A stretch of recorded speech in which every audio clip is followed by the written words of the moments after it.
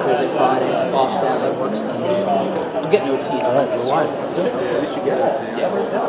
It's like, oh, can you please say why you're from there again? So You knew where our live shot was. Yeah. I have to write, thankfully you don't have that. I'm like, live shot, Narragansett, web scripts. Thankfully our system instructors are chill. We're going to go live with this later. We're going back home. I hope we go back home. Yeah. And then thankfully I was hoping the weather wasn't going to be bad. It sounds like it's bad.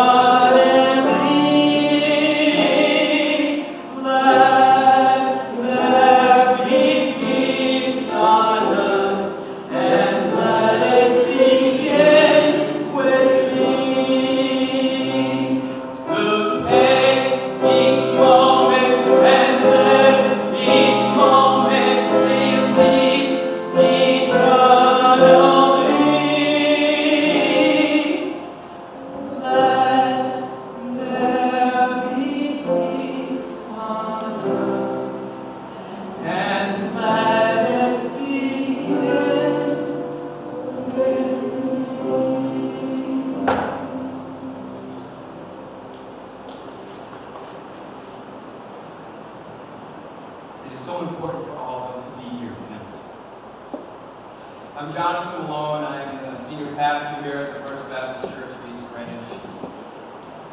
And on behalf of that congregation, on behalf of that faith family, we are so thankful for all of you to be here tonight.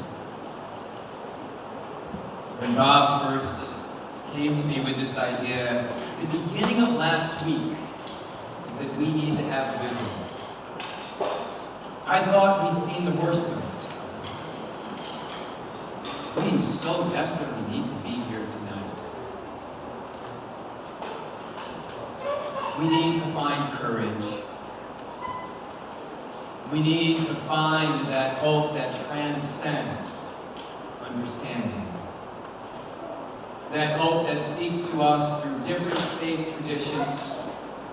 That hope that we can claim and live into as people who want to find the courage, who want to know that they're not alone, who want to know that hatred, that evil will not have the final say.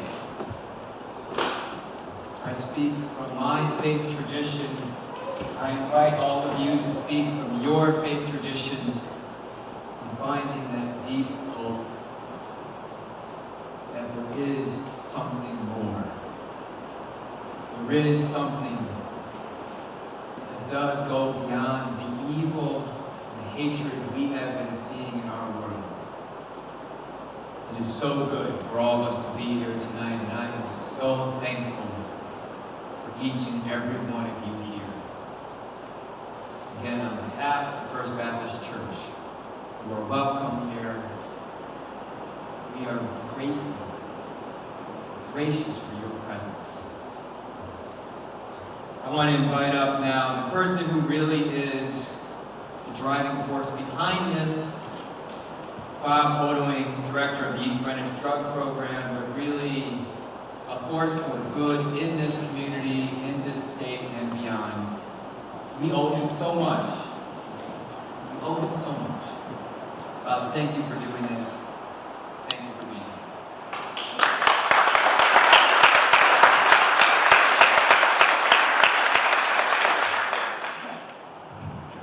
Thank you. I too want to thank you all for being here tonight.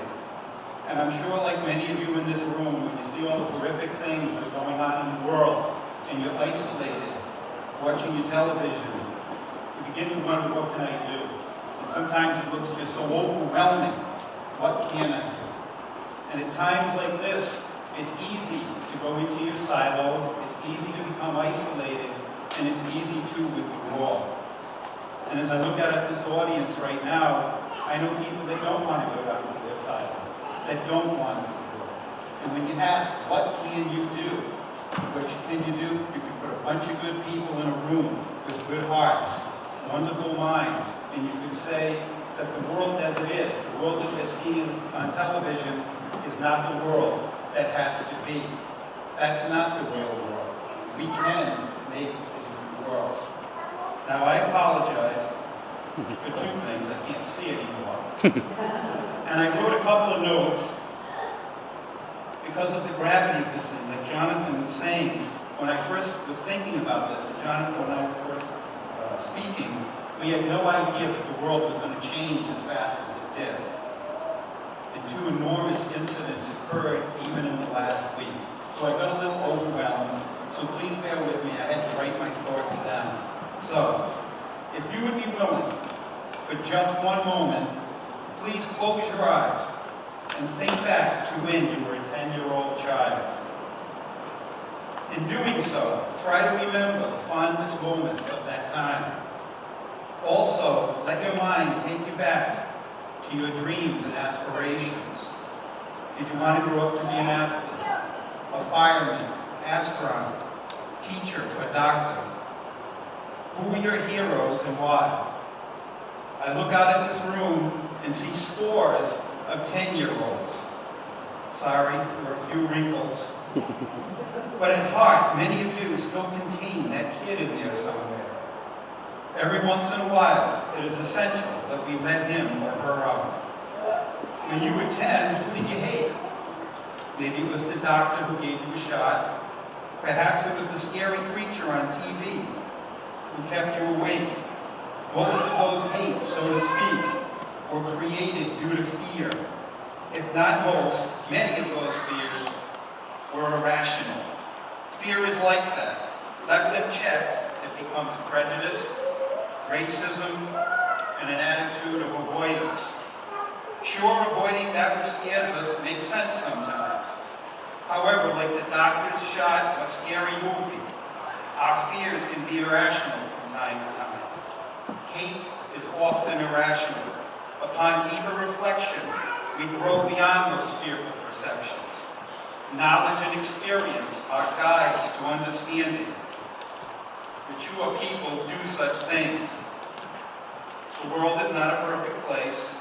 Each day we are reminded of that through a myriad of media sources.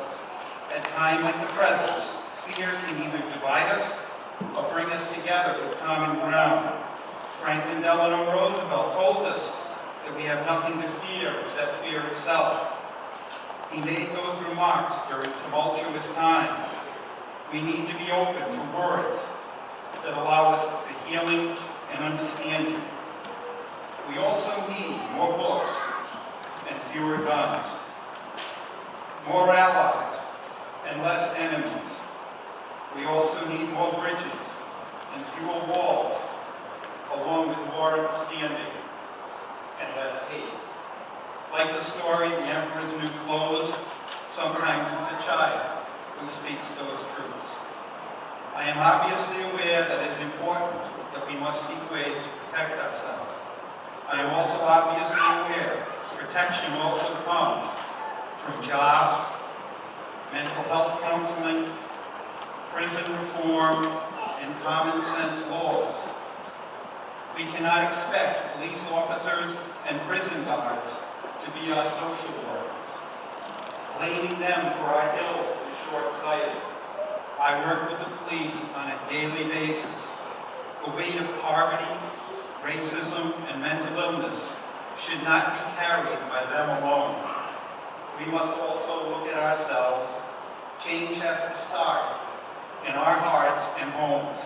That is why this evening's program is titled, Let There Be Peace. That is why it is important to note the part of the song that says, let it begin with me. A significant portion of my job is to work with young people. I've been doing this for 33 years, and there's never been one instance where a fifth grader came up to me and said, when I get older, I want to be alienated, I want to become addicted, I want to become marginalized from society.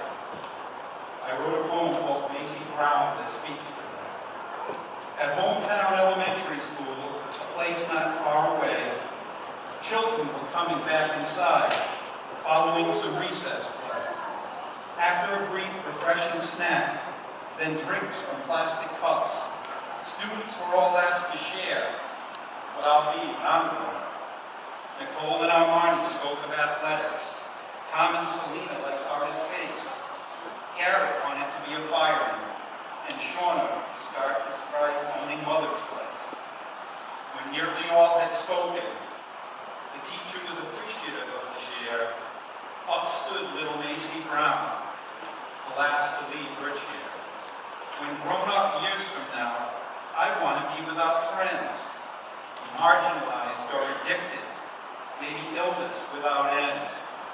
I'll reside in a shelter or prison, better still, growing up all alone beneath the evening's chill. Returning back to her seat, classmates turned and stared, while Macy was merely wondering if anyone truly cared. Today, there are many children in each and every town sitting in their tiny chairs who hear the words of Macy Brown. Words can be powerful, words are important, but they have to be followed up with action. I'm going to ask you to do me a favor before I get off. I want you to make a circle with the thumb and your forefinger. And I want you to put that circle on your chin. What did many of you do? You put it on your cheek. What did I ask you to do? I asked you to put it on your chin. And all too often, actions do not follow our words. When you go home tonight, remember that child who you were. Say hello to that child. America is a great place filled with all kinds of potential, and we have an ability to change. And right now is one time that we really have to make a lot of changes. So thank you. And at this time, I would like to bring up our next speaker, who's the Commissioner of Safety for the City of Providence, Mr. Stephen Pare. Thank you so much.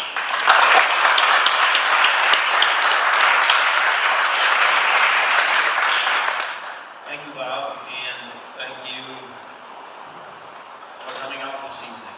We live in difficult times in America. Our colleagues, because of wearing a police uniform, have been assassinated in Dallas, in Baton Rouge, in New York. And we need to come together as a community, and we also need to come together as a nation. This is not what we, as a country, were built upon. When a police officer is innocently killed, a part of America dies. And it affects every single one of those who serve and put on that uniform each and every day. How do we do that? Love will conquer hatred. And the relationship that needs to be built, that should be built, or perhaps could be stronger, is the way out of what we're seeing now. Nobody would believe that innocent police officers would be shot and killed. But that's what we have today. It's as a result of many years of frustration in the minority community. And when there's no hope and there's no faith, there's frustration. I don't blame anyone. There are criminals that live among us, and unfortunately, those criminals want to take the opportunity to make a political statement. Those are criminals. They're not a part of the movement that we've seen across this country. And so, what we do in Providence, and what we've tried to do in my previous job as the state police agency, we have to build relationships. And it means so much for the profession of policing that we have good people that are willing to give trust to the police officers that do the job each and every day. It psychologically has an impact. Every single Providence police officer that puts that uniform on is aware and mindful of the hatred that exists here in the state. It impacts their decision, but we have to rely on their training. We have to rely on courage. We have to rely on hope and faith. Because that's not what a community is about in shooting innocent people. You know, when I closed my eyes there, Bob, and reflected back as a 10-year-old many, many years ago, what I saw in my mind was my dad, my hero, the police officer. That's what I wanted to do. And I had the opportunity to follow in his footsteps. The majority of police officers that I've come to know and work with over the years are young men and women that want to do the right thing each and every day.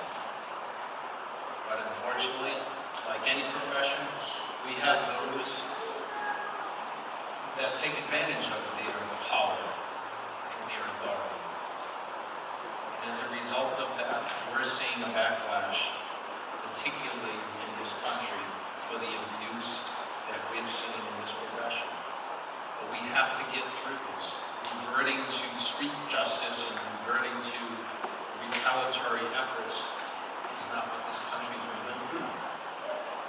And so I ask you, as you see things happen, both locally and nationally, that before you rush to judgment, before you decide whether or not it was justifiable action, that you give pause and you give opportunity to hear the whole story.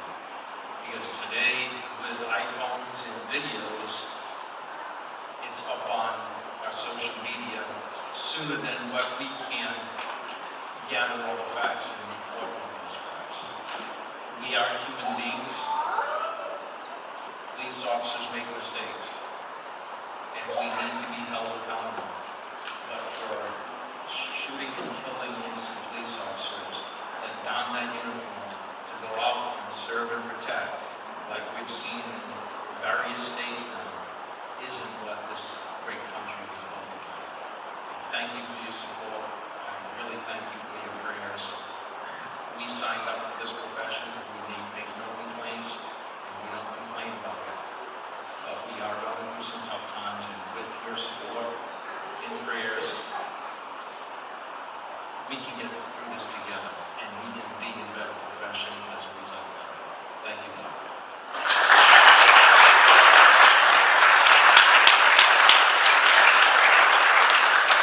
Thank you, Commissioner.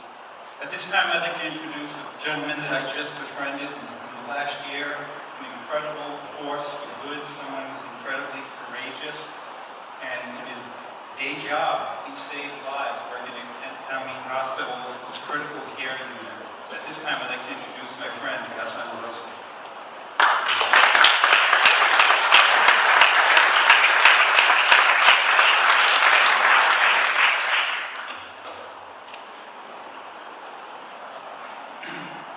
Shalom alaikum. Salam alaikum. Namaste. And good evening. Thank you all for organizing this vigil, and thanks to the officials of the First Baptist Church for having us here. God knows how badly we need these kind of gatherings. Before I get on my talk, I want to offer my deepest sympathy and heartfelt sorrow at the senseless deaths of the police officers in Dallas and Louisiana. Actually, I asked the Chief of Police, Chief Brown, to send a representative. He's on vacation. Is there a police officer from EG here? Tom is here? It doesn't matter. Yes, sir. Thank you.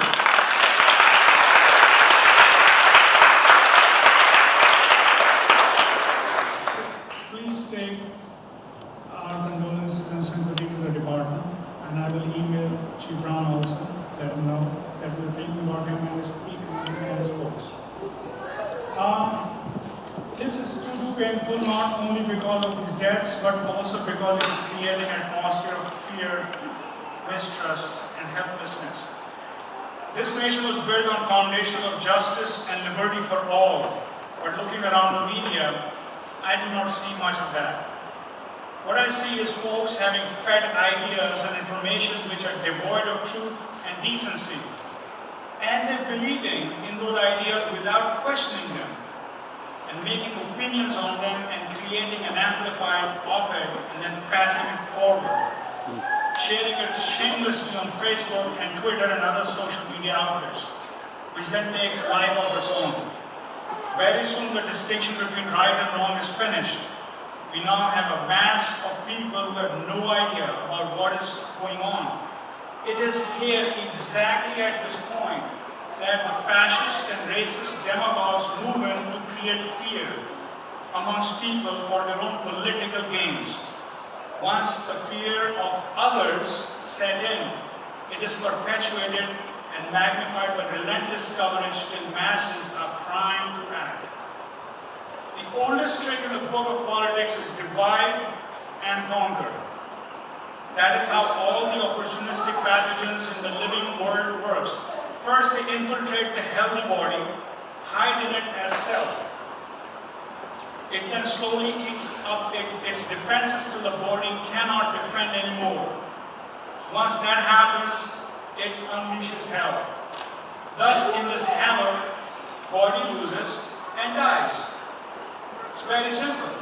So these politicians do the same thing, create an atmosphere of them versus us.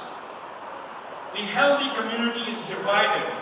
They dehumanize the others, which makes it easier for the scared Lord to finish them off. Kill the love and hate will prevail. If there's any hope for peace, there has to be a fundamental change in our understanding of what and who makes a community. On Saturday, I went to another vigil at a mosque that was vandalized near URI North Kingston campus. A school teacher stood up to explain that the current curriculum is so outdated and that they are so behind in the teachings of global studies that it is shameful. The children have no clue what makes the fabric of a community in USA and that of the world. They are not equipped to make any critical thinking arguments about current policies. So till we cannot make our children understand how beautiful our community is, because of its diversity, they will grow up to fear the other and easily manipulated by predators.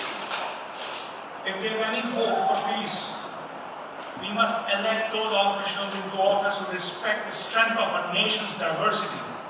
We must support, canvass, fundraise, and help elect those politicians who are interested in bringing our nation together, not feed on our sweetness for political agenda.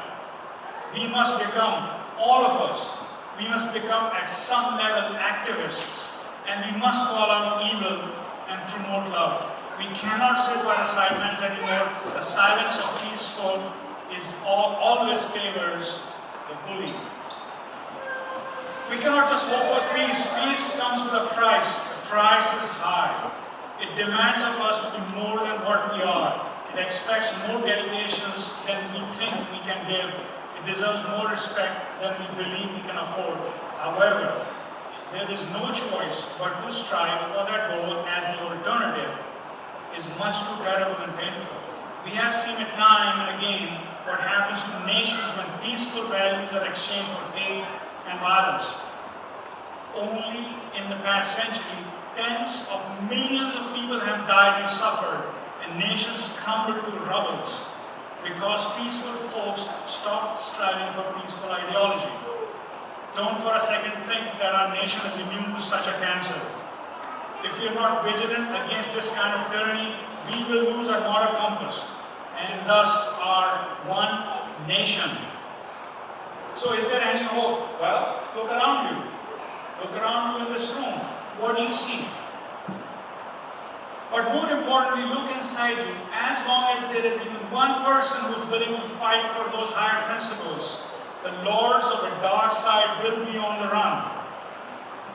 This fight between good and evil has been since the beginning of time, and it will be there till the end of time.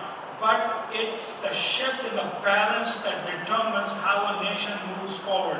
You need to ask yourself, as I ask myself, on which side of the fence you sit. Don't be afraid, for we have great examples of people who did not bow to fear and hate. They led by love and they led by courage. Abraham, Moses, Jesus, Muhammad, peace be upon them all. And more recently, Nelson Mandela, Harriet Tubman, Mahatma Gandhi, Rosa Parks, Dr. Martin Luther King Jr., and Malala Yousafzai, all have fought with courage and love. Last year, when I was helping organize a rally in Providence after the Orlando shooting, I was supported by the youngest of all activists. He was standing right behind me, towering over me with a handmade sign that he made it right there and then.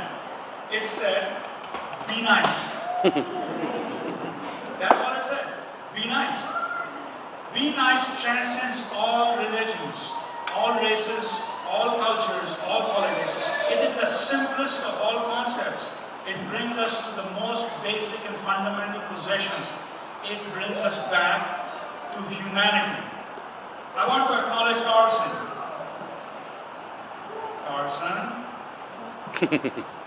Where's Carlson? Carlson, who carried that placard? Right there.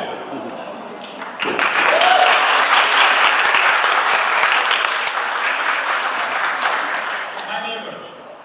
If we want peace, all parents and teachers must be sane, teaching and practicing the basic principles of decency. Be nice.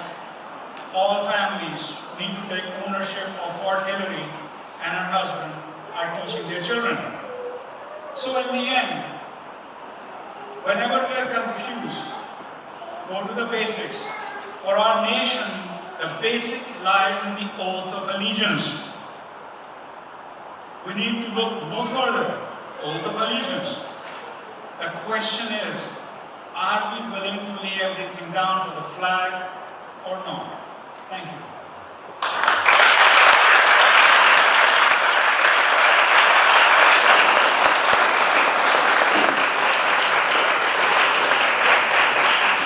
Thank you, Doctor.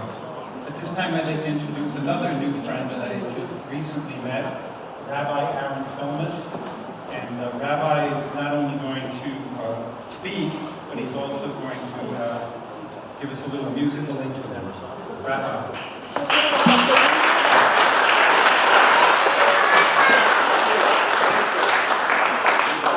I just want to also point out this awesome shirt he's wearing. I think we should all become kindness ninjas.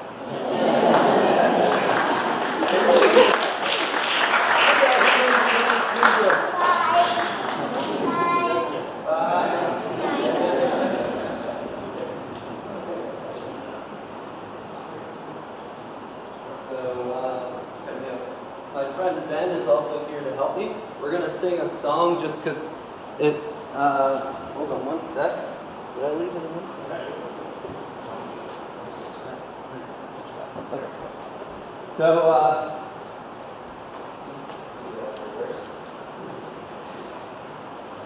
a lot of times when we get together like this, it feels a little bit frontal. And that's just, it's hard. Not everybody gets a chance to speak. But if we sing, then everybody gets a chance to speak. And all of our voices together can be incredibly powerful. We create a synergy together, especially in this house of God, and with all of these holy people around us. We can create a lot of energy, And I don't know about you, but I believe that we can send that energy out there, and it has ripple effects on the world, at least on ourselves, and will affect the world. But I do also believe in a cosmic way, and especially in the house of God. So why don't we sing some songs? We're going to start with two. That one, If I Had a Hammer, that you probably know. And I'm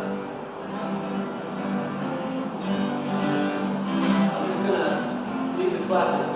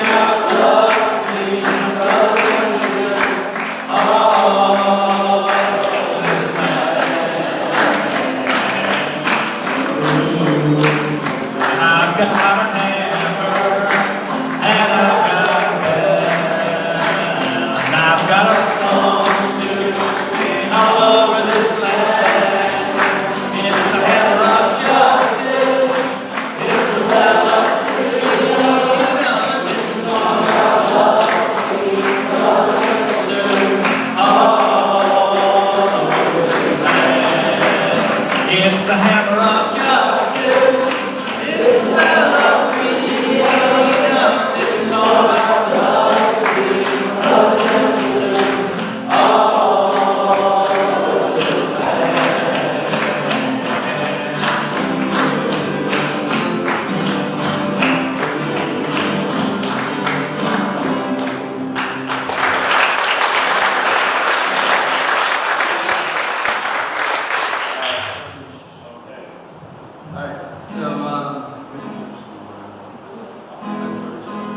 So we're going to do another song that the words are not up there, but it's pretty easy. I think you know it.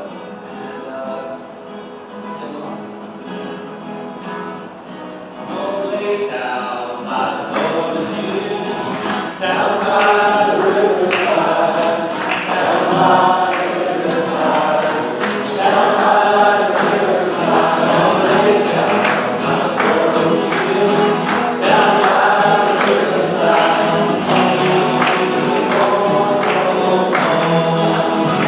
I ain't gonna stop.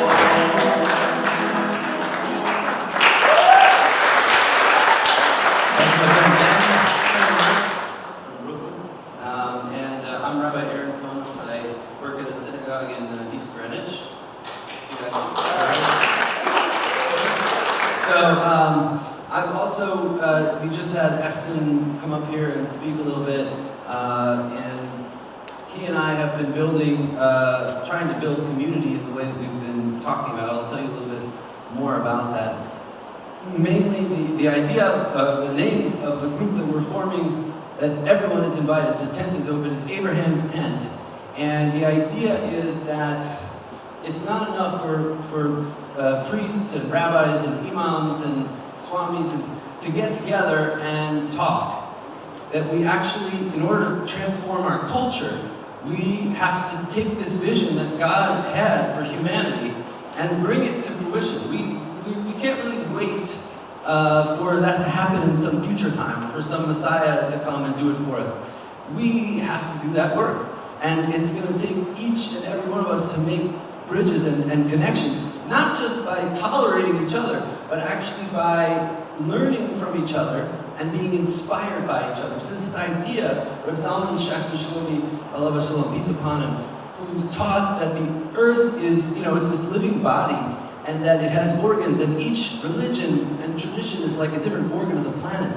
And of course, you need the heart, you need the liver, and they all need to be working together in order for it to work.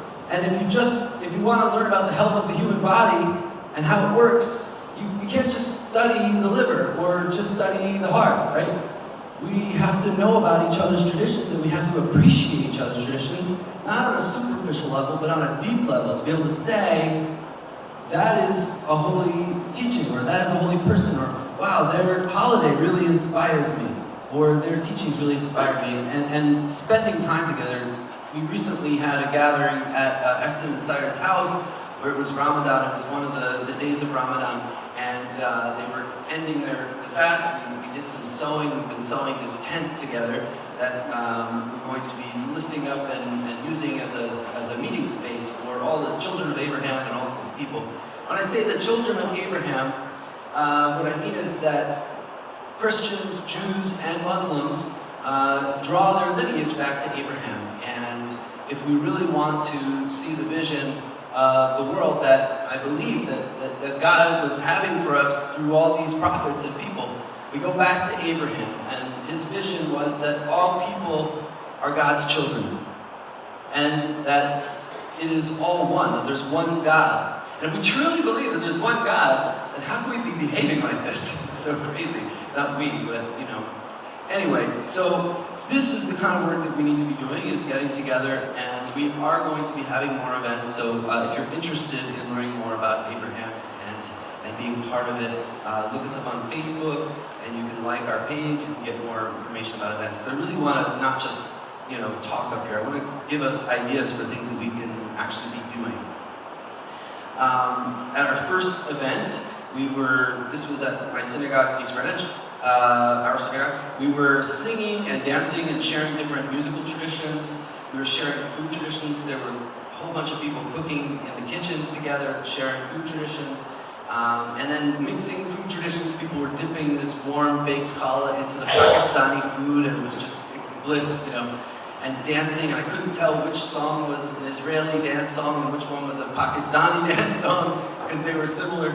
And I even looked across the room and I thought it was Eshun and it was some Jewish guy, and there were Christians there, of course, too, and all people from all faiths. And what we'd like to do is expand this concept, because we believe that the world really needs it right now. That there really already are ways that our religion doesn't have to be the thing that keeps us from coming together. It can actually be the thing that helps us come together. And we appreciate each other's traditions. So really stress the importance of that. We give a tremendous amount of financial and human resources to wage war, of course. However, as my friend Pesach Stadlin, who's a peacemaker and teacher in Jerusalem, wrote in his book, "Where are the huge armies of peace? For making wars, the politicians employ huge departments of government, the most advanced technology, endless meetings, endless money, uniforms, etc. When are we going to open the Department of Peace and Happiness? When do we get uniforms? When are we going to get the band together, right? Because politicians from the top are not going to be able to make this happen. That's just not their function. We have to make it happen from the ground up, and the transformation will happen. It can happen from the top down. We also, when there was a big red swastika was spray painted on a synagogue in Pawtucket, we had a whole bunch of our folks come together, and there were possibly at one point there were more Muslims there than Jews helping out to refurbish the entire synagogue. Beautiful work that was done, this day of work that we did together. And it really felt like this day helped to drown out some of the darkness, because if we watch the news, they're going to pick all of the worst, most horrible things that have happened that day and tell us about it. And some weird part of us wants to know, too. We're like, oh, what bad thing happened today, so I can feel bad about it, you know? But we need to kind of be working in the other way, in the other direction, which is what I believe all of our religious practices are about, which is building hope inside of us and building a sense of purpose and a sense of connection with each other. And if we don't do that, then the sounds of the haters are going to drown our voices out. And we have the power to change this, and we can do it. So let's see. Just one more word about Abraham.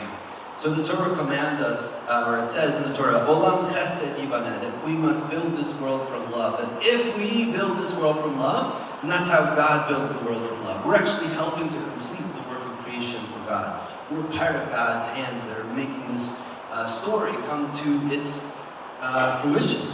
But it's not going to happen without us. So each and every one of us needs to come together to raise up Abraham's tent and open up the loving home from which Jews, Christians, and Muslims came. Abraham has promised in the Torah that all the nations of the world, I should say the Bible, that all the nations of the world will be blessed through you, Abraham. And this means that from God's perspective, religion is not the cause of our problems, or it doesn't have to be. That religion, our stories and traditions can actually help be part of the solution. Abraham crossed over into a new way of thinking, to know that there's one God and that God loves all of God's children.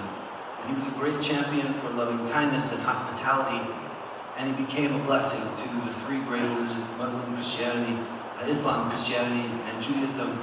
And there are many other great religions that also teach the same concepts. So in Abraham's life, this is where the story kind of split up. Sarah and Hagar were two women that Abraham had children with. One of them, Sarah, he had Isaac, right? And with Hagar, he had Ishmael. And we have the same stories in our traditions, although there's slight variations. But the idea is the same, that they split up. That Hagar and Sarah could not bear to stay in the same house together.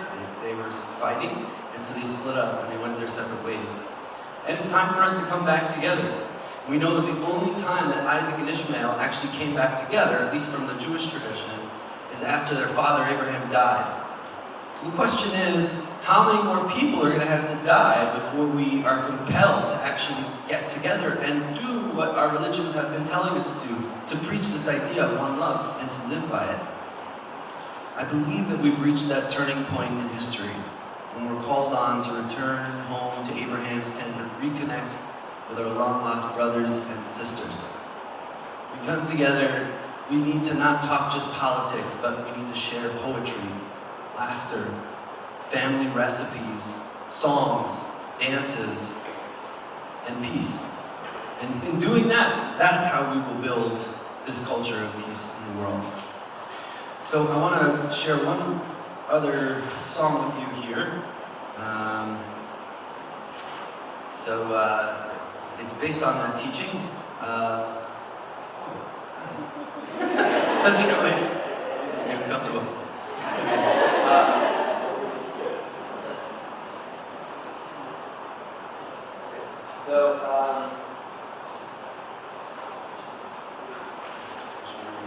One love. We have one love in there. So, a little reggae rhythm going. On the lyrics.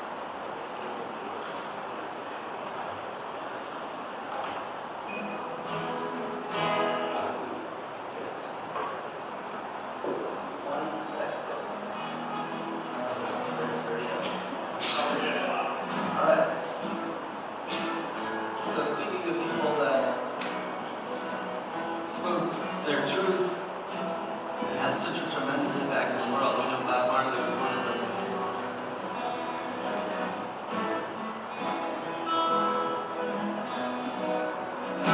In the time to come, it said that there'll be a great dance, a big circle dance. Everybody will be pointing across the circle and saying, "This is my God." But they're pointing to each other, and we'll be singing together and dancing. We have to start that word now, because otherwise it's not going to just happen. So let's start right now, would you? One love, one love, one heart. Let's get together and feel alright. One love, one heart, one heart. Let's get together and feel alright. Let's get together and feel alright. One love, one heart, one heart. Let's get together and feel alright. Let them all pass. There may be one love. There is one question I really love to ask. One love. Is there a place we'll consider one? Cover all and God.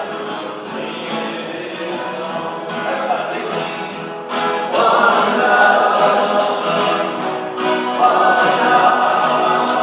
Let's get together and feel alright. One love, one heart. Give thanks and praise to the Lord, and I will feel alright. Let's get together and feel alright. Let's get together. Fight this holy Armageddon. One love, so when the man comes, there will be no one to do. One love. I think I know who stands in broken. There ain't no hiding place from the Father of creation. Give me one love,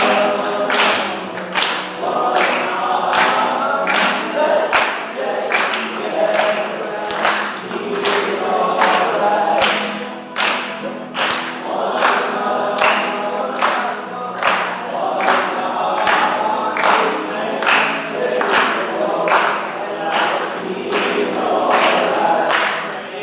Let's get together and feel alright.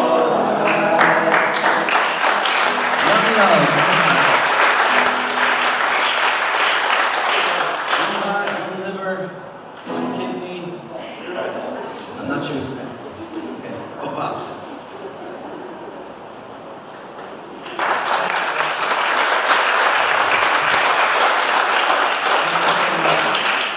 The next person I'd like to introduce, we go way, way back. This person is very courageous, not afraid to stand up and make a stance on a number of issues.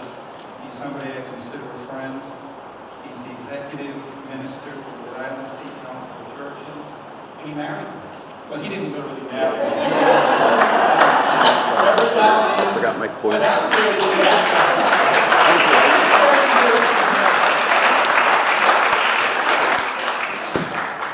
Thank you, Bob. I have something to say. Is everybody warm enough? Nobody's cold. Everybody's warm enough. I know you're all sitting there saying, "Oh man, the worst thing in the world is to a Baptist preacher up here." I promise we'll move things along, but we're really glad that all of you are here tonight. I want to thank Bob for pulling this together. It's just an amazing thing that he did. He called up not that long ago and said, "Hey, what do you think? You do this? Should I do it? John, I think this should let's do it." So it's a great evening. Good to have everybody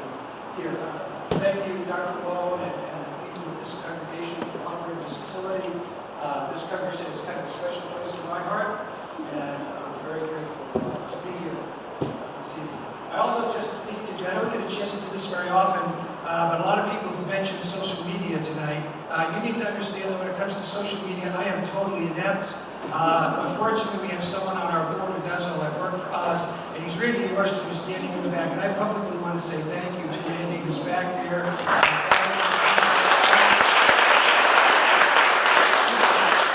I think we set a record for text messages this weekend. We've got to say something about this, we've got to say something about that, so he's really great about doing that. Speaking of social media, one of the things about social media is a two-way street, right? And so there was some conversation this weekend on a social media site about faith leaders, and someone here in East Greenwich actually made a statement about, and I won't use the colorful language that was used, but basically suggesting a very colorful language that faith leaders haven't got a clue about what's going on in the world or what's happening in our society. I've been thinking about that, so I've kind of reshaped my comments today because I want to respond in some very specific ways. Because you should know that the faith leaders in this state not only know each other, but for the most part, we really like each other. And we see each other and work together all of the time. As part of the evidence of that, here tonight, Father John Kiley is here, who is the ecumenical and interfaith officer for the Diocese of Providence. Father John Kiley is right here. Thank you, John, coming all the way from Woonsocket, Rhode Island, to be here.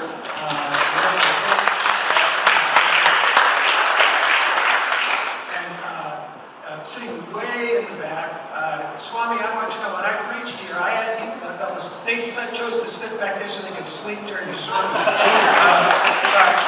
Swami is here from the Catholic Society of Providence, really appreciate him. There's a number of other clergy. If you're a clergy person here, would you just stand up? I want people to see how many clergy people are present here today. Stand up.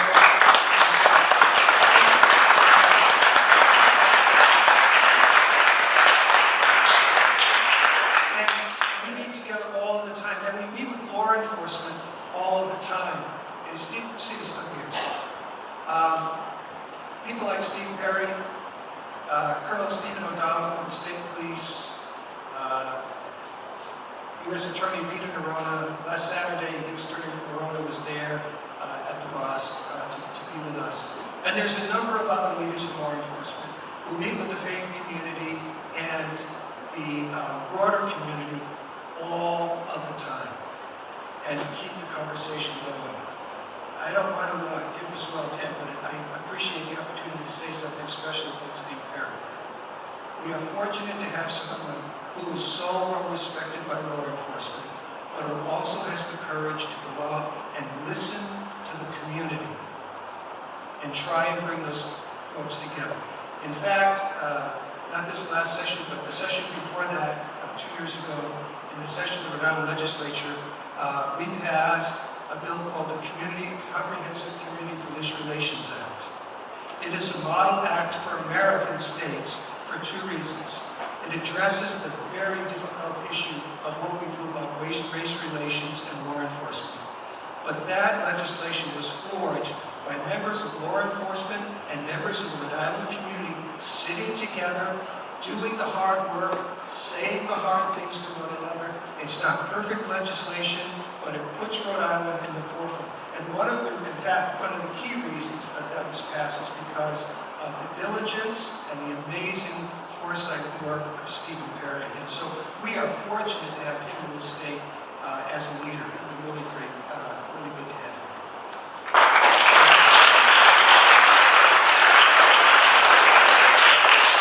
Unfortunately, when he gets on the news, it's usually because of something bad happening, And so you need to know that he does have to deal with some bad stuff. But this is a guy who really works behind the scenes to try and see good stuff happen, and that just doesn't seem to get on the news so much, right? Let me just say this. This event tonight is about peace. But peace without justice is not peace. We can sing. I love singing those songs. Brought me back to the 60s. Some of you all have to remember singing some of the songs back in the 60s, right? But there is no peace unless we do the hard work of justice. And we must understand that. So I said, so what can we do? Well, as Rhode Islanders, I want to give you some very specific things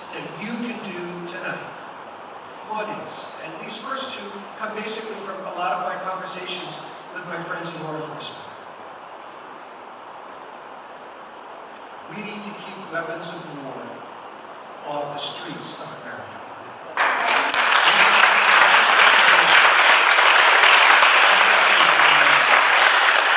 And should there be police officers responding to a call with someone with an AK-47 with a handgun?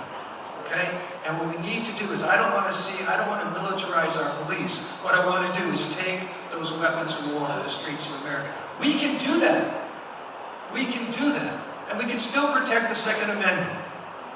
But there's no reason. We don't allow people to have bazookas. We don't allow people to have flamethrowers on the streets of America. There should never be weapons of war on the streets of America. That's one thing that we can do. Secondly, we can allocate enough money so that police departments can really do community policing in a meaningful way. There's a lot of talk about community policing, and I listen to some people talk about it, my sense is, I'm not sure they even know what they're talking about, right? Let me share this with you. The cheapest way to bring about law enforcement is not community policing. Community policing is expensive. You have to have more officers. They have to be better trained. They have to be continually trained and have continuing education, just like every other profession. You have to recruit folks so that the police department looks like the community that they're policing. All of that takes incredible work and it takes money. And if all we're interested in government is the bottom line and the cheapest way of doing something, we will never have peaceful justice. We must give police departments the right amount of funds to be able to do community policing in a meaningful way. This last session, Governor Raimondo, as a result of a commission that she put together, provided a package of bills about justice reform. A lot of this reflected some of the concerns of the community that Stephen addressed earlier. Those reforms were endorsed by that commission. They sailed through, basically sailed through the Senate and were stopped dead in their tracks in the House of Representatives. I want to share with you this. The Rhode Island State Council of Churches we're presenting to our board in September, and this will be our most significant legislative initiative coming up this year, because we must pass reforms to our system. We can't keep putting people in jail when there are better alternatives to that. That's something you can do and you can work for.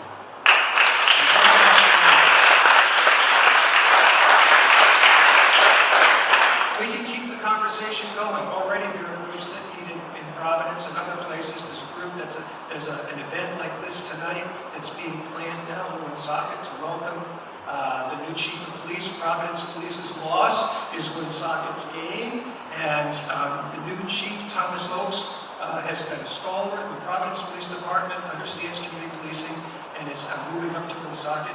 They're working on things. There are groups like that have been meeting, continue to meet.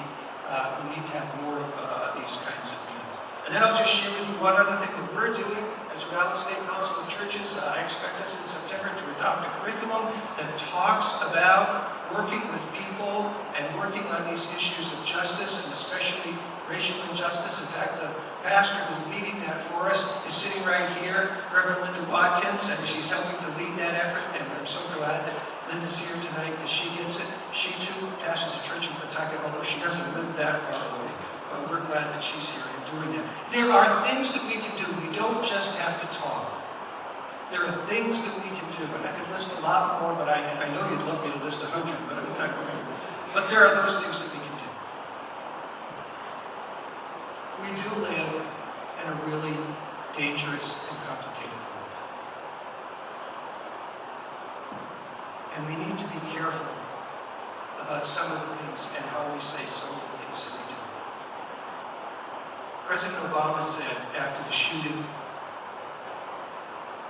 in Baton Rouge, after he expressed the feeling that all of us have, that no police officer should ever be shot down like that. But that is an egregious, it's indefensible kind of thing that happens. And we all share our concerns and prayers for the family of those fallen officers. But President Obama said, we need to temper our words and open our hearts. When we have leaders suggesting that all Muslims should be banned from coming to the shores of America, even for a temporary period of time. When we have someone suggesting an unconstitutional, anti-American sentiment of saying that there needs to be a religion test for Muslims to stay in this country, we need to raise up our voice and say, that is enough. That kind of talk doesn't work here. That doesn't help anything. And that doesn't bring us to a peace with justice. We need to think about what we say, and we need to learn how to speak to one another. There's another pastor here today who asked on Sunday her congregation, how many of you know a rabbi? One person did. And she said, how many of you know a Muslim? Nobody's hands were up. So the work that the rabbi just talked about, this work of Abraham's tent, people being together and coming together and getting to know one another as people, is really, really critical work. Alton Sterling's aunt spoke, and many of you have heard her comment. She said, we want to offer our condolences to the officers' families because we know firsthand what they're going through. I sat with one of our law enforcement leaders last week. This law enforcement leader has a child who has followed him into law enforcement. And he said that he and his wife are so afraid for their child now, as their child puts on the uniform and steps out. And it was palpable as this person talked about that. And I get that. As a dad, I get the concern of a child being out there. But I looked at this person and I said, I hear that, and you're right, and I share that concern with you. But you also need to know, and I've heard this over and over and over, every African-American mom and dad worries when their son walks out the door and they wonder if he's going to come home alone. And just as much as we worry about those police officers, and we should equally be concerned about the sons and daughters of our African-American brothers and sisters who worry. We share that concern together, and we all have to worry.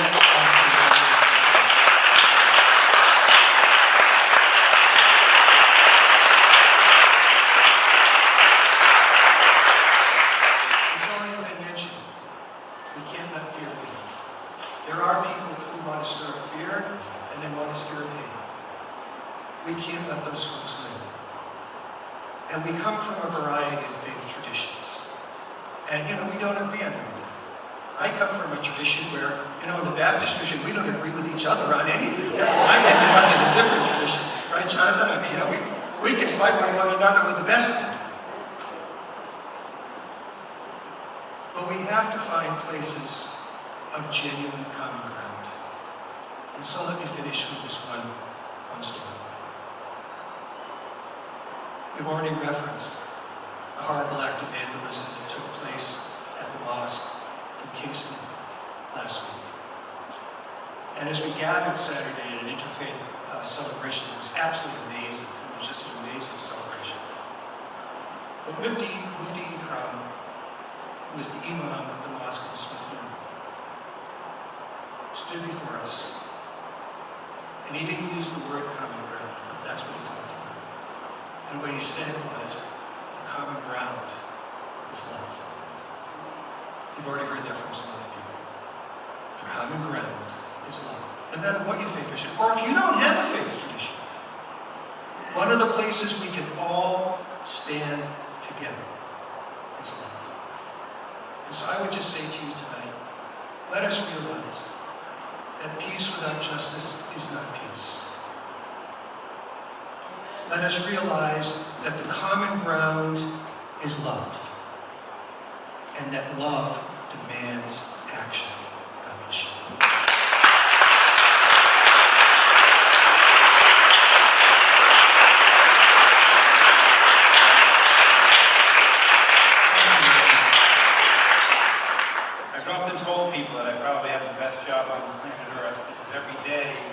I get to see young people, I get to work with young people, I get to play off of their energy,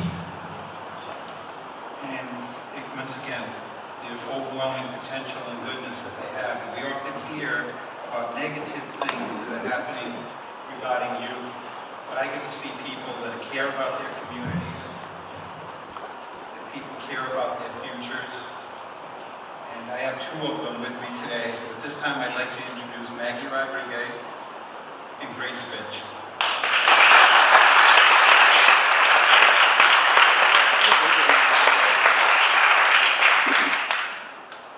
Hello, I'm Fitch. I work with Houghtaling from Youth to Youth. Thank you. Youth to Youth is a support group in our community, and one of the things that I think about throughout the night is how is it purposeful if our support is selective? If we only show support to those who are already on the ground. We need to look to those who are beaten down and make sure we're supporting everybody. And there's a kindness that we all know. If someone sneezes, we say God bless you habitually. We know kindness, and certain forms of kindness are engraved in us. And we all know how much a compliment can make someone feel. We further know how much of an effect we can have on someone when we show them unconditional acceptance and understanding. But that's important, the effect of unconditional understanding and acceptance, because we can't have acceptance without first understanding. I believe that many existing prejudices are based off the stereotypes that we have in our community, because we have a hard time putting each other in other people's shoes. We have a hard time understanding each other's roots and cultures, which is why everybody needs to become a part of this community that's gaining knowledge on other people's cultures and perspectives. We talk about diversity, but we look around our room. We go outside and we see so little diversity around us. We see such little representation. So when I talk about diversity, I'm not talking about those few people that you see every now and then, not those few minorities, but truly reaching out and finding different cultures, getting out of your own community. So we can stop these prejudices by reaching out, not neglecting or discriminating, by reaching out, showing support, and bridging our communities. So I beg you to do what Youth to Youth does and show support to everybody, unconditionally, regardless of race or orientation or religion. And let there be peace. So now, may I introduce Maggie Rabbi.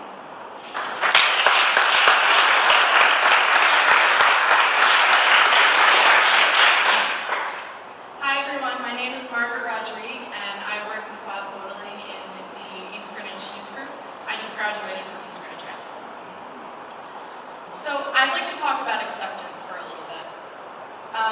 As you all know, it was just recently passed in Congress that all gay people are now allowed to get married in the United States. But I'd like you to all realize that that's not the end of the prejudice and hatred and violence towards the gay community. I myself am pansexual, and I don't know the hatred and the prejudice and the violence because I am so supported in my community. I'm so supported by my youth group and in East Greenwich. And when I heard about Orlando, it broke my heart. Not because I knew what that pain was or had experienced that violence, but because I never have. And those people have to experience it. And it completely confuses me that is still happening because I'm so accepted in my own community.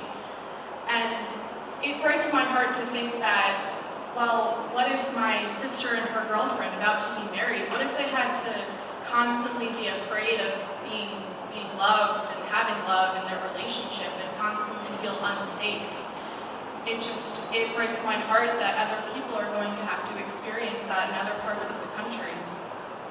And what we do in our youth group at Youth to Youth is we try to spread love and acceptance, and we We accept everyone, we don't discriminate.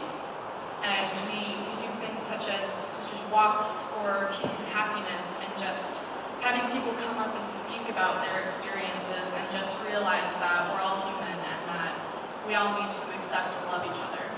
Thank you.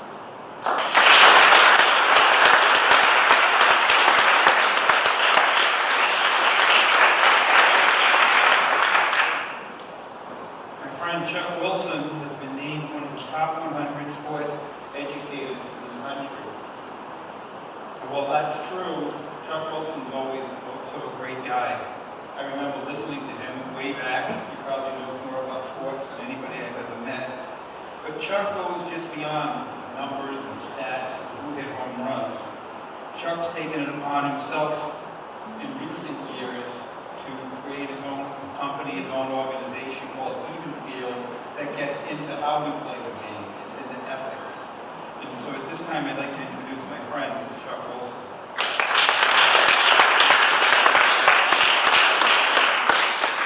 Thank you, Bob. It's a pleasure to be here tonight. I really appreciate this opportunity. It's inspiring, isn't it? Mm-hmm. It really is. Especially at a time when we need this. I have a question for you. Raise your hand if you were one of those that when you were a young kid, you were a talker. Who was a talker? We got some real talkers? Yeah. Well, when I was young, I could talk up a storm. And I wasn't all that good a listener. And one day when I was about 10 years of age, my father took me aside and he said, you know, you have 2 ears and 1 mouth. Why do you think you were created that way? And I didn't have a great answer for him. He said, well, you were given 2 ears and 1 mouth because God wants you to listen twice as often as you speak. I have not been terribly successful on that, but he wanted me to grow up to listen in a way that would be impactful. He wanted me to learn more by listening than talking. And he wanted me to listen objectively. He wanted me to learn to listen with an open mind, to listen without judgments or assumptions. That's hard to do, right? Assumptions are just so simple. We all make assumptions about one another. And it's hard not to. But as an interviewer, I didn't go down this path, and I used my curiosity. But he wanted me to value the perspective of others and learn from their experiences. Boy, is that something we could use today, right? To listen with the intention of understanding. Not jumping to conclusion the minute somebody begins to speak. Because this is all about empathy. That's what I really wanted to speak for a couple of minutes about empathy. Because empathy is what takes us on the path to compassion. They're really not the same. Empathy is that ability to be able to put ourselves in somebody else's shoes, right? To see something from somebody else's perspective. That's really valuable. It's something we want our kids to be able to do. Compassion takes that a step further because it gets the caring part into it. Not only do you understand how somebody thinks and feels, you care about it. So it's a difference. You can argue that a con man, understands how people think and feel and so on. They're not using it for positive. Compassion is all about making a positive difference.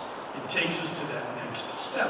So what do we do to foster empathy? What do we do to help our children develop compassion, help them internalize kind of a moral code that is reflected in their behavior? What can we do? Well, studies have found that the biggest influence on our behavior is our values. Right? That makes sense.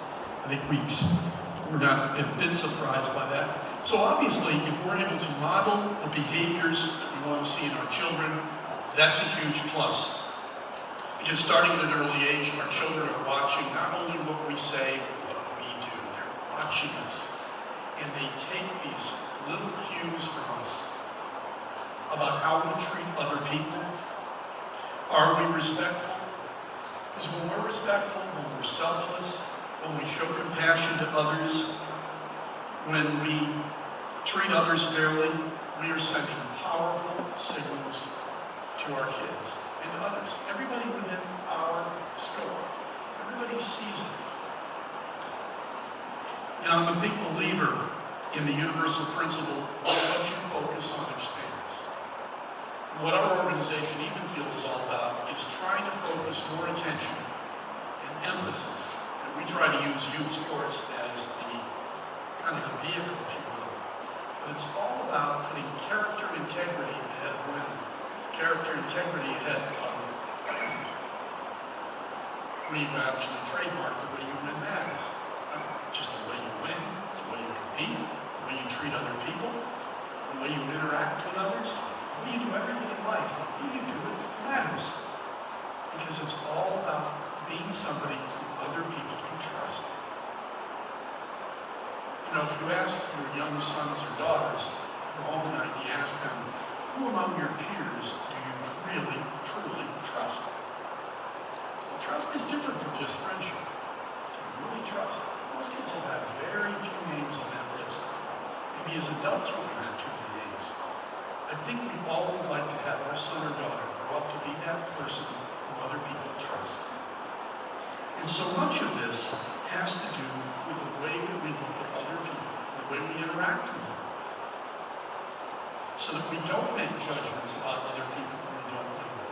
And we don't take gossip as a sure thing. You know, think about what gossip does. Think about what these preconceptions do to our thinking. Take a college student or a high school student, and you're looking forward to taking a particular class, and you've heard good things about the teacher.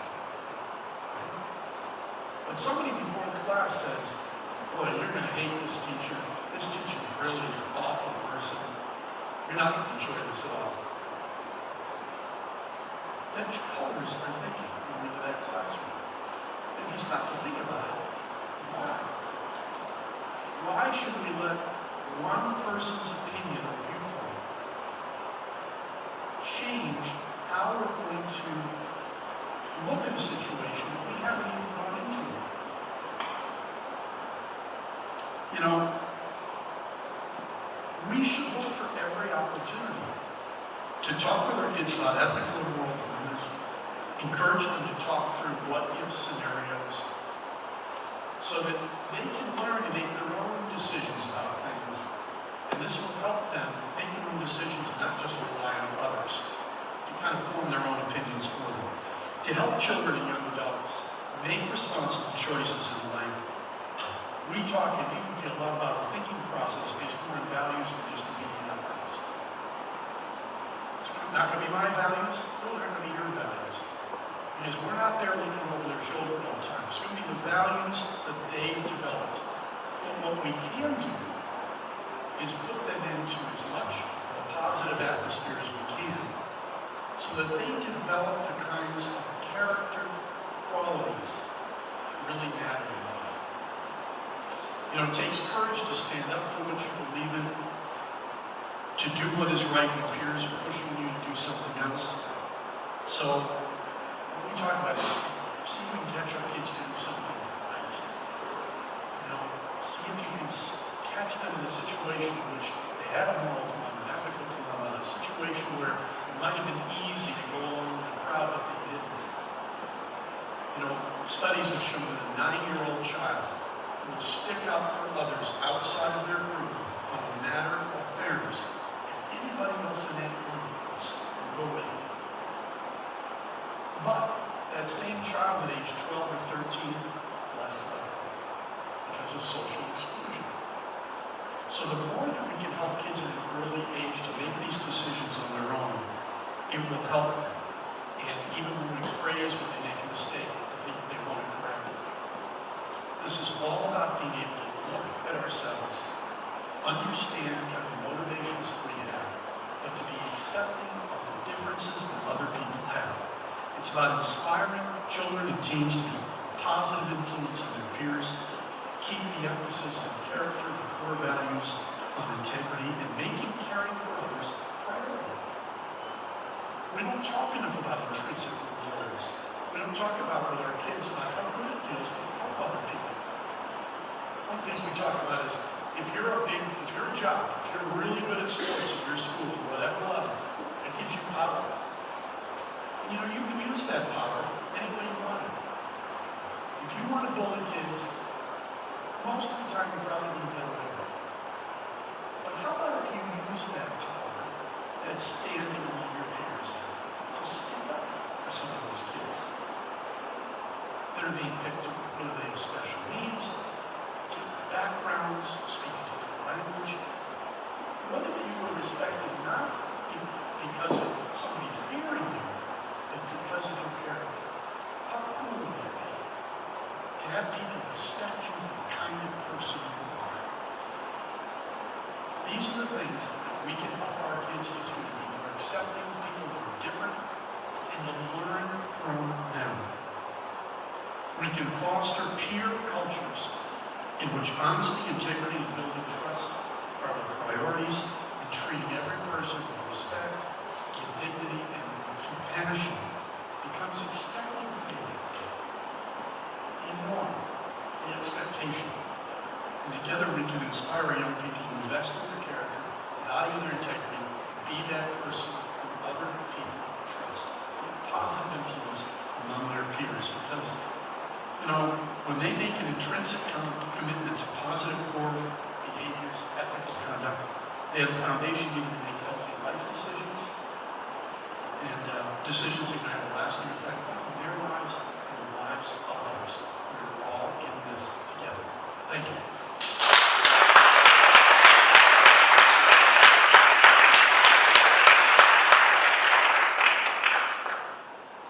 The next person I'd like to introduce, I recently met at a little forum we did at East Greenwich called Rodrigue.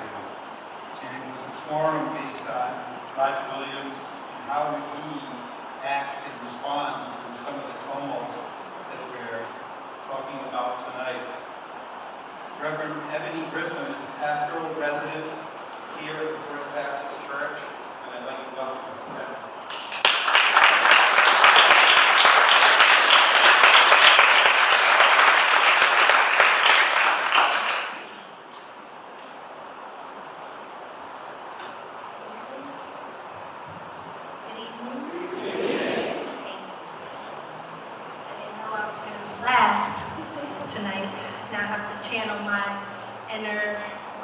Closer of all time, Rivera, just so we're clear about what that is. I come in peace and greet you in peace, the peace that I know through my Lord and Savior Jesus Christ. Thank you, Mr. Bob, for the opportunity to speak on the panel, although I confess that I struggle to find the right words to speak to this gathered assembly, words that you all could hear. Last night I read the prophet Jeremiah in chapter 6, and his words resonate with me. To whom shall I speak and give warning that they may hear? The last 2 weeks have been a nightmare. Somehow, each day brought violence that eclipsed the previous ones. I would like to think that none of us were over the murderous rampages that marred the 4th of July celebrations from New York, which actually wasn't very well publicized, Baton Rouge and Falcon Heights, Minnesota, to Dallas, Texas, even as we were still grieving Orlando. Those tragedies called this meeting to order, and now here we are grieving more senseless deaths again in Baton Rouge, pleading for hope, peace, and healing. Within our country and around the globe, the earth, the once formless void, feels as though it is coming apart at its carefully created seams. Violence itself is not new, but its scale, scope, and frequency is rushing like water from Will Connor's fire hoses and calling us to action. Tonight I'm struck by the dichotomy between the goal that we seek, peace, hope, and understanding, knowing that today in Cleveland, the Republican convention convenes to make America safe again. Safe, pray tell, for who? Do we seek safety and peace for the thousands of persons of color who are disproportionately criminalized in the criminal justice system and imprisoned in the prison industrial complex? Do we seek safety for those who are pleading in the streets with their voices and in their bodies, with their bodies, that their lives and the lives of their neighbors, their Black neighbors, do indeed matter? Do we seek peace for the thousands of military veterans who return home without adequate health care for their bodies and minds? We want to guarantee police officers' safety, but we can't because their job is inherently dangerous. But our society makes provisions for their safety insofar as we can. Those who wound and, heaven forbid, kill police officers are prosecuted to the fullest extent of the law, and rightly so. Or they are killed on the spot, as we learned in Dallas and in Baton Rouge. In general, most persons condone killing police officers, including those who protest against the use of excessive force and deadly force. Protesting police brutality is not protesting the police. In fact, protesting police brutality is supporting police. That is to say, these actions do not accurately reflect the ethos of the police departments that we know and trust to protect and serve. To conflate protesting police brutality and protesting the police is a fundamental disconnect, and I'm really grateful for Colonel Pare for making that distinction. And before he left, I ran out to tell him thank you and that I support him. Recently, I spoke with a new friend here in East Greenwich who expressed extreme displeasure with the Black Lives Matter movement. Among my friend's many grievances were the assumption that all lives matter. And I assured my friend that indeed in God's sight, all lives matter, but the last few years have shined a spotlight on the fact that our society views Black lives through a different lens. This country's history bears witness to that fact, and the last couple years in particular have been a painful lesson. The last 2 weeks have taken what's in the spotlight and put it under a microscope. Alton Sterling, Philando Castile, and just today, news of a fourth acquittal in Freddie Gray's death last year. Stephen King, who knows horror better than anybody, said it best in a tweet in on June 23rd. Gee, looks like nobody killed Freddie Gray. Guess he just died of being Black. Funny how that happens in this country. Again, from the prophet of Jeremiah. They offer superficial treatments for my people's mortal wounds. They give assurances of peace where there is no peace. Our society seems to want peace and safety without justice. Protest movements like Black Lives Matter seek accountability. Justice and accountability make way for peace, hope, and understanding. And if we say that we want peace, then we must work for it. That work includes conversations like this, but also interpersonal conversations with persons who think differently than you or have different life experiences than you. If you sit in these pews tonight, take all of this in, but if it stays with you, shame on you. You cannot keep silent. By all means, process what you heard tonight. Take time to reflect, but then get to work. Scan your conscience. Assess your aversion to risk.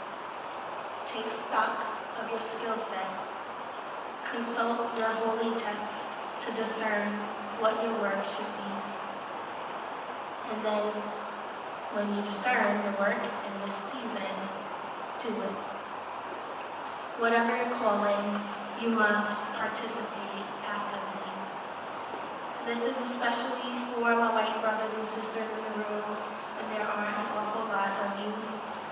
In general, because your societal privilege has protected you from meaningful, truthful conversations about race and ethnicity, and the ways that your whiteness benefits you. But it is time for you to use your privilege, your power, for good. It is unfortunate that we have come to this place in our country's history that so much carnage was required to get our attention. I cannot help but think of all the times that seemingly minor alarms were sounded, but we in our community, as a nation, paid no attention. How many times, you can reflect in your own life, how many times has someone you know, a religious minority or a person of color, come to you, a colleague or a parishioner, and telling you about some interaction, and you dismiss them by saying, "Are you sure that that's what you heard? Or, are you sure that that's what they really meant? Are you maybe just being too sensitive?" Perhaps your response was well-meaning, but it was likely hurtful and essentially unsupportive. I do believe that all things work together for the good. And if there is any good to come from this war that we are experiencing, let it be that we see the sins of xenophobia, anti-Semitism, Islamophobia, racism, homophobia, white privilege, as for the sins that they are. May the scales fall off all of our eyes. May we see each other as a neighbor, as one worthy of love, respect, safety, and peace. May each of us pray for the courage to seek the peace of, for, and with each other. Amen.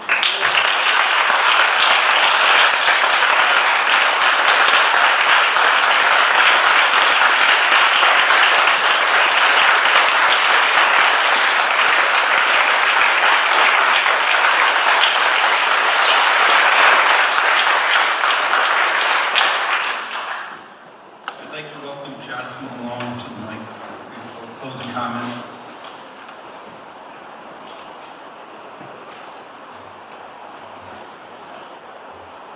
I leave here with hope. Hope because you all showed up. Hope because this happened. Hope because I have faith. I have faith that there is love, that there is peace, that does transcend, that does surpass the hatred, the bigotry, the evil that we see. I leave here with hope. I also leave here troubled. Troubled because there is still so much work to do. Troubled because there is injustice just outside those doors.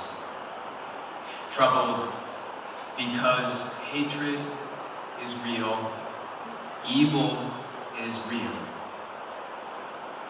I leave here with that mix and that mess of hope and trouble.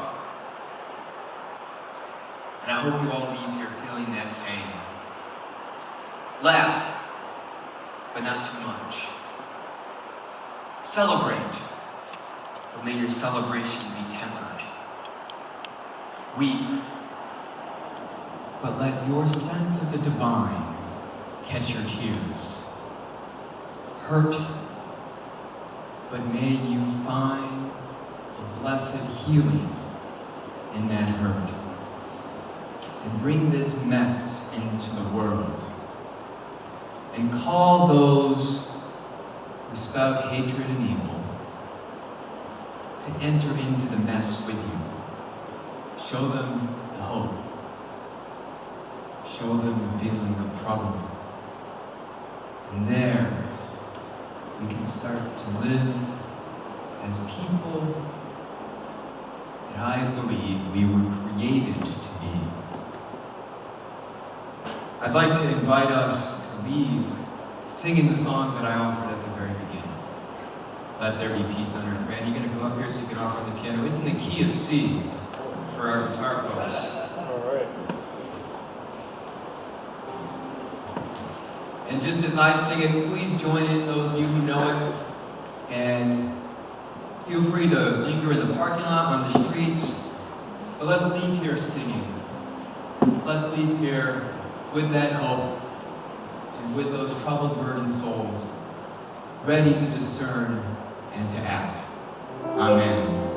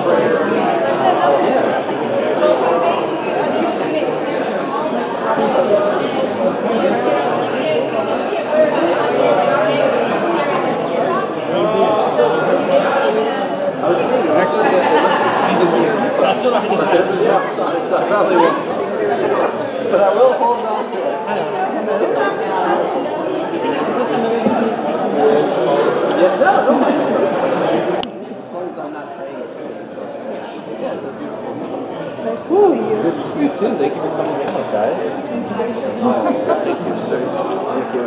We could have done yoga in here. Great job. Yes. Oh, so we should talk about next week. Yes, for sure.